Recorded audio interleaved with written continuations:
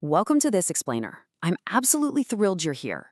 Today, we're diving into something that affects so many of our families, but honestly, it's pretty misunderstood. We're talking about our dogs, specifically their hidden struggles with anxiety.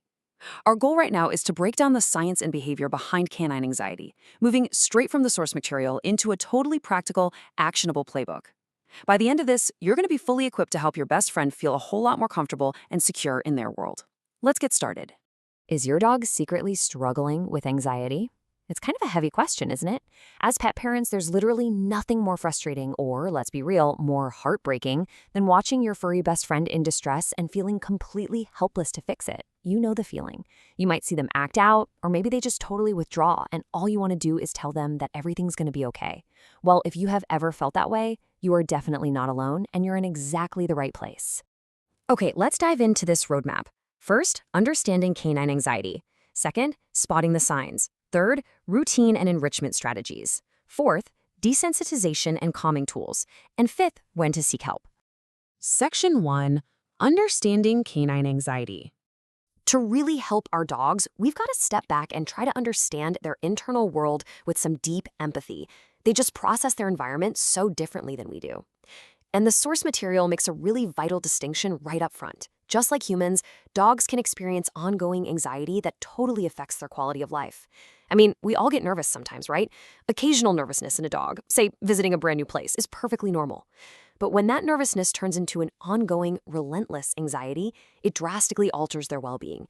It basically forces their nervous system onto high alert, which leads to unwanted behaviors just because they literally don't know how else to cope. So what's actually triggering this response? Well, the most common causes include separation from owners, which is incredibly common, by the way, loud noises like thunderstorms or fireworks, changes in their routine or environment, meeting new people or pets, past traumatic experiences, and even age-related cognitive decline in our sweet senior pups. Figuring out which specific trigger on this list is affecting your dog is absolutely crucial. It's really the very first step toward finding an effective solution, because you've got to know exactly what you're targeting before you can manage it. Section 2. Spotting the signs. Now that we know the causes, we need to play detective. We're looking closely at physical and behavioral symptoms that you might have actually written off as just weird quirks or bad behavior.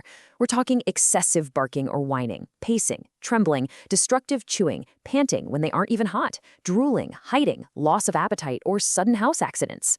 Picture your dog pacing nervously back and forth during a bad thunderstorm, or chewing up your favorite couch cushion while you're at work. That isn't them being spiteful, that is sheer panic. And keep in mind, a dog might show just one of these symptoms, or they could display a whole cluster of them all at once.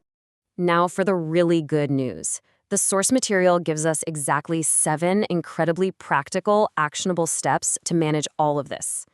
We are officially shifting gears right now from the problem to the solution. Let's get super proactive and look at how we can empower both you and your dog. Section 3, routine and enrichment strategies. Let's move to and see how this builds. This is the very first block of our 7 management steps, and it focuses entirely on lifestyle and foundational strategies.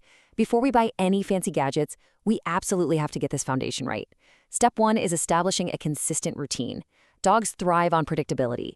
A regular schedule for meals and walks totally reduces their uncertainty. Step 2 is providing plenty of physical exercise to actively burn off all that nervous energy. And step 3 is keeping your dog mentally stimulated. Because honestly, boredom breeds anxiety. Giving them puzzle toys, scent games, and fun training sessions keeps their mind busy and stops them from overthinking everything in their environment. So the crucial point is, a tired dog is often a calmer dog. It sounds so simple, but it is incredibly effective. Getting them moving, whether that's a long sniffy walk, a serious game of fetch, swimming, or agility training, actually promotes the release of essential feel-good chemicals in your dog's brain. When they're physically fulfilled, their baseline stress levels just naturally drop right down. Section 4. Desensitization and calming tools. All right, we've set that solid foundation with routine and exercise. Now let's look at the specific environmental and behavioral tools that make up the next block of our solution. Step 4 is creating a safe space. This means designating a crate or maybe a cozy bed with familiar scents and blankets as their personal safe haven.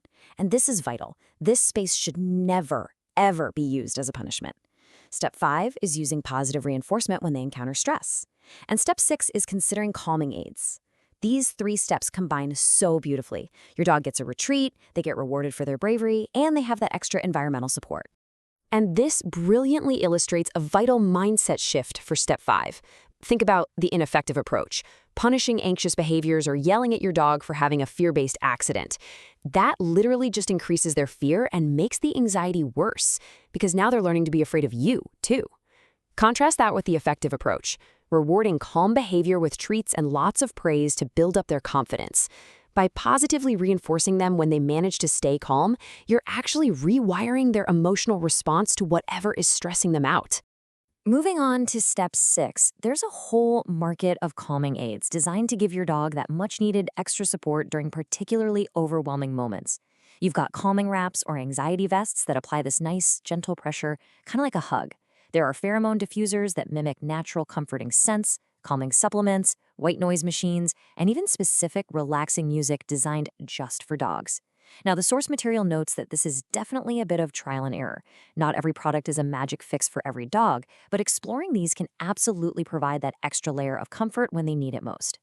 Now, what's really interesting about this slide is the behavioral science behind step 7, gradual desensitization. It's a clinical behavioral term, but it basically just means exposing your dog to a very, very mild version of their trigger, like, say, playing thunder sounds on your phone at the lowest possible volume, while pairing it with awesome treats and praise. Slowly, and I mean very slowly over time, you increase the intensity. You are literally rewiring their brain to associate the scary thing with really good things. But remember, patience is absolute key here. Rushing this process will actually just spike their anxiety all over again. Section 5. When to seek help. Sometimes, despite our absolute best efforts with routine, exercise, and training at home, a dog's anxiety runs a bit deeper. And if your dog's anxiety is severe, or if it's really impacting their daily life, please hear me on this. There is absolutely no shame in seeking professional help. Honestly, it's the most responsible thing you can do for them. Veterinary support options include advanced behavioral training, consulting with a specialized veterinary behaviorist, exploring prescription medications to help balance their brain chemistry, or even running additional tests just to make sure there isn't an underlying medical issue causing this sudden fear. These advanced tools exist for a reason, so definitely don't hesitate to use them. As we wrap up the core findings from our explainer today, I want to leave you with a deeply important thought. Sometimes the most powerful thing you can offer an anxious dog is simple: reassurance that they're safe and loved. Managing anxiety is a long journey of patience and consistency. It truly validates your immense dedication as a pet parent. Remember, they don't need you to be perfect. They just need to know you're right there with them, holding their paw through the storm. So, what is the first step you will take today to help your dog feel truly safe? Is it going to be tweaking their daily routine, maybe trying out a cool new puzzle toy, or perhaps picking up the phone to call your vet and explore some professional support? Whatever it is, I challenge you to take that step today. Thank you so much for joining me for this explainer. Keep learning, keep observing, and keep pouring that incredible love into your canine companions.